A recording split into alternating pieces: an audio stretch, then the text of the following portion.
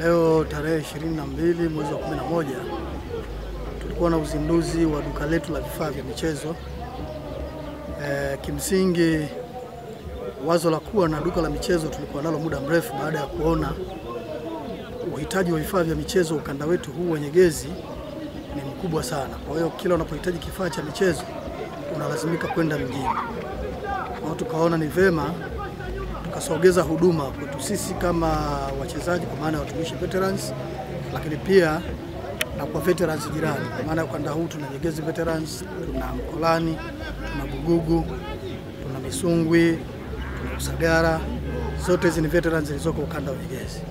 Kwa hiyo tumeona duka hili litakuwa na manufaa kwa veterans nyingi kwa maana ya kupata vifaa vya michezo. Lakini pia ni chachu, tunahamasisha watu ambao wa umri wetu wapende michezo ili kukimbizana na maradhi nyemelezi.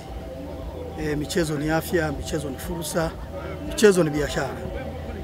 Unaona, kwa mfano kama leo sisi tumepata udhamini wa jezi ya NMB, tunaitangaza benki yetu ya NMB kupitia michezo, lakini pia tunahamasisha watu wengine kujiunga na benki ya NMB wapate huduma za kibenki.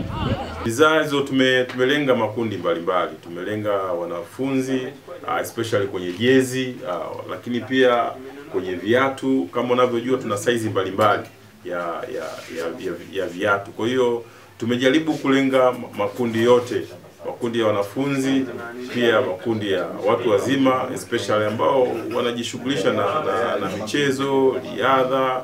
Kama unavyoona pia tuna mipira ya basketi. Kwa hiyo tumeangalia katika engo nyingi. Lengo ni kurahisisha huduma karibu kwa watu ambao wanaishi katika maeneo haya ya Nganza pamoja na maeneo ya Nyegezi. Kama unavyojua katika ukanda huu wote wa Nganza mpaka unaenda Malimbe kule, ukirudi Nyegezi kwenda hivyo hakuna duka lolote la vifaa vya michezo. Kwa hiyo tulijaribu kuangalia na kutumia hiyo fursa kama timu. Leo tuko hapa, tumewaalika wenzetu kutoka Majengo Veterans, tunacheza nao mechi ya kirafiki, tukiunganisha na tukio la leo la kuzindua duka la vifaa vya michezo. Mechi ya leo kama tunavyoona sasa hivi, Majengo Veterans wametangulia kwa goli 2. Wamekuja na kasi kubwa, lakini na matumaini timu yangu itatulia, kipindi cha pili itaweza kusawazisha. Changamoto ni nyingi, wachezaji wamekuja, wengine wamechelewa, kwa maana hiyo wameanza wakiwa hawajatimia.